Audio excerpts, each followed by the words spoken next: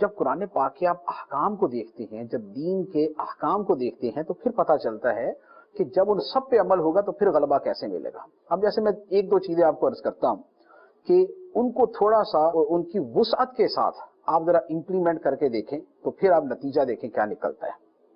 سب سے پہلی بات، اللہ تعالیٰ نے ارشاد فرمایا ان اللہ یأمرکم ان تؤدوا الامانات الی اہلھا، سبحان اللہ۔ بے شک اللہ تمہیں حکم دیتا ہے کہ امانتیں ان کے اہل کے سپرد کرو۔ ٹھیک، امانتیں سپرد کرنا یہ بھی ہے کہ آپ نے مجھے پیسے دیے، جب آپ مجھ سے مانگے میں آپ کو دے دوں، میں یہ نہ بولوں کون سے پیسے، ٹھیک، آپ کے پیسے آپ کو دے دوں۔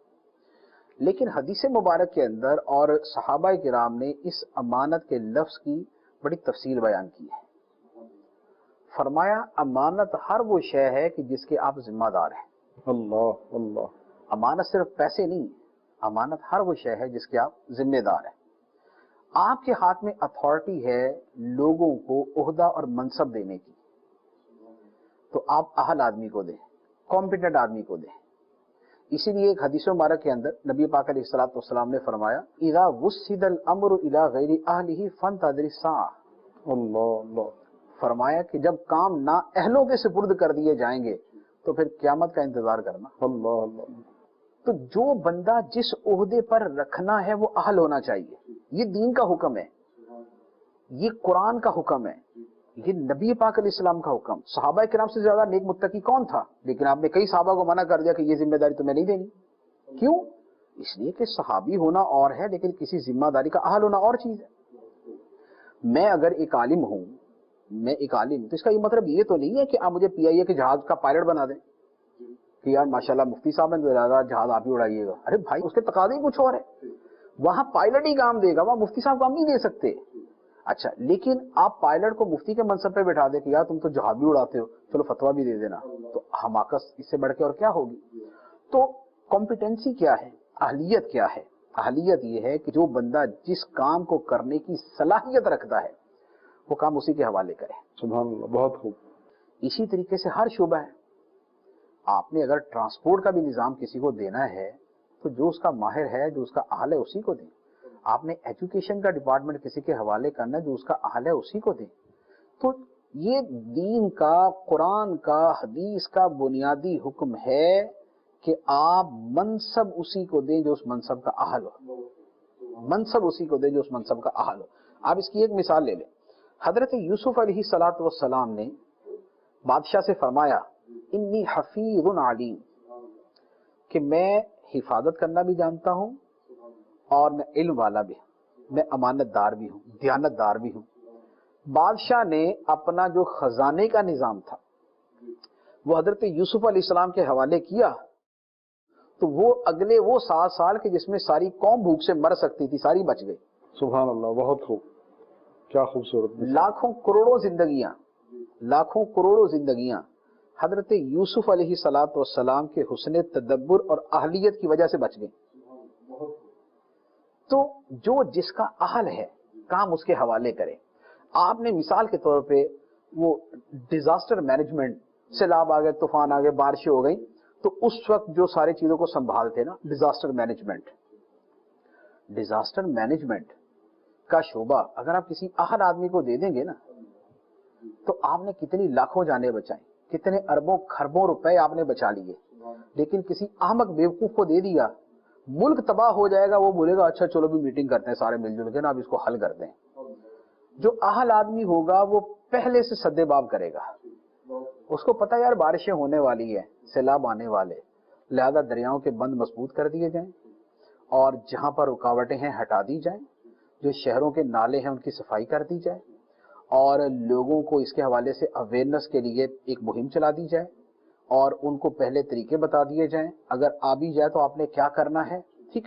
اس کے بعد اگر وہ وقوع واقع ہو جائے تو اس دوران ریسکیو کیسے کرنا ہے، لوگوں کی جان مال کیسے بچانی ہے، ٹھیک۔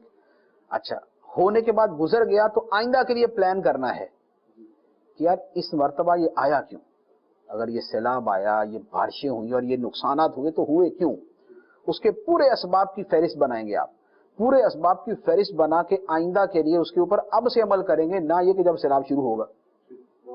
تو اہلیت یہی ہے نا۔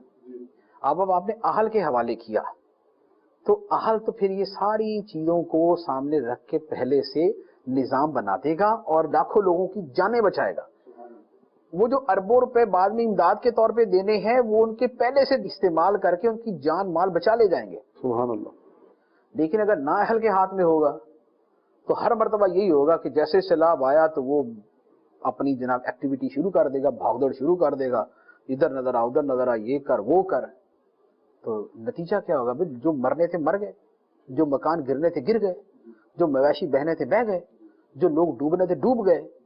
تو اب ساری جو ہے یہ بھاگ دوڑ کا جو ہے فائدہ کیا, اس مکے کا کیا فائدہ جو جنگ کے بعد یاد آئے. تو اب اللہ تعالیٰ نے پہلے حکم دیا کہ اہل آدمی کے حوالے کرو امانت. عہدہ امانت ہے الی اہلیہا, جو اہل ہے اس کے حوالے کرو. یہ میں نے آپ کو ایک مثال دی ہے. اب آپ اس کو تھوڑا سا ایکسٹینڈ کر لیں مثال کو, تو آپ جتنی مرضی چیزیں اس کے اندر لے آئیں. تو اب بتائیے کہ اگر اطاعت رسول کی اس صورت پہ عمل ہو, سبحان اللہ, تو معاشرہ کتنا سدھر جائے, نبی پاک علیہ الصلوۃ والسلام کی اسی سنت پہ عمل ہو, قوم ترقی کر. اب یہ جو ہم کہتے ہیں نا کہ جب تک سنت رسول, اتباع رسول اور اطاعت رسول پہ لوگ عمل کرتے رہے تو مسلمان غالب رہے, تو اس سے مراد صرف کھانے پینے کی سنتیں نہیں تھی, اس سے مراد سونے بیٹھنے اٹھنے جاگنے کی سنتیں نہیں تھی, وہ بھی تھی, اور ساتھ میں یہ پوری جو نظام زندگی کی سنتیں اور اسلام کے احکام ہے وہ بھی مراد تھے اس کے اندر. تو یہ میں نے ایک آپ کے سامنے مثال عرض کی ہے کہ امانتیں ان کے اہل کے سپرد کر دو, منصب عہدے ان کے اہل کے سپرد کرو. تو اب اس کے اعتبار سے جو ہے نا, اچھا پھر اسی طرح خود جو منصب عہدہ دیا ہے, جس کے اہل کے سپرد کیا, امانت جس کو دی گئی یعنی عہدہ جس کو دے دیا گیا, تو اسے کیا فرمایا, ان اللہ یامرکم ان تؤدوا الامانات, امانت کو ادا بھی کرے. جیسے عہدہ منصب ملا ہے وہ اسے ادا بھی کرے. یہ نہیں کہ عہدہ لے لیا اب کام کچھ نہیں کرنا. اہلیت اور عملیت دونوں ضروری ہیں. بہت خوب. اہلیت بھی ہو ساتھ میں عمل بھی ہو, پھر اس کے بعد یہ معاملہ جو ہے نا یہ چلے گا. پھر ہر چیز جو ہے نا اپنی جگہ پراسپیرس ہوگی, بڑھے گی, پھلے گی, پھولے گی, پھر وہ غلبے کی طرف جائے گی. تو یہ جو کہا جاتا ہے کہ جب تک مسلمان دین پر عمل کرتے رہے, اسلام پہ عمل کرتے رہے, اسلام کی تعلیمات پہ عمل کرتے رہے, غالب رہے, سے مراد یہی ہے کہ جب پورے دین پر عمل کرتے رہے یا دین کے اکثر و بیشتر حصے پہ عمل کرتے رہے.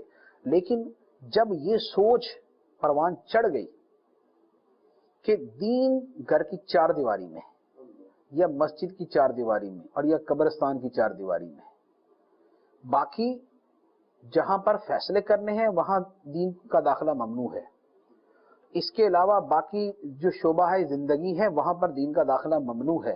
تو جب دین کا داخلہ ممنوع ہے تو پھر وہاں پر بے دینی کا داخلہ ہوگا نا. جب دین داخل ہوگا تو بے دینی داخل ہوگی, جب بے دینی داخل ہوگی تو پھر وہ سارا کچھ ہی ہوگا جو ہو رہا ہے, اور نتیجہ وہی ہوگا جو نظر آ رہا ہے. تو جو مغلوبیت ہے وہ اسی وجہ سے ہے. لہذا یہ جو جملہ ہے کہ مسلمان جب تک اسلام پہ عمل کرتے رہے, غالب رہے, وہ اپنی جگہ 100% درست ہے, جبکہ اسلام کو اس کے پورے جو ہے وہ نظام کے اعتبار سے اپنایا جا لیا جائے.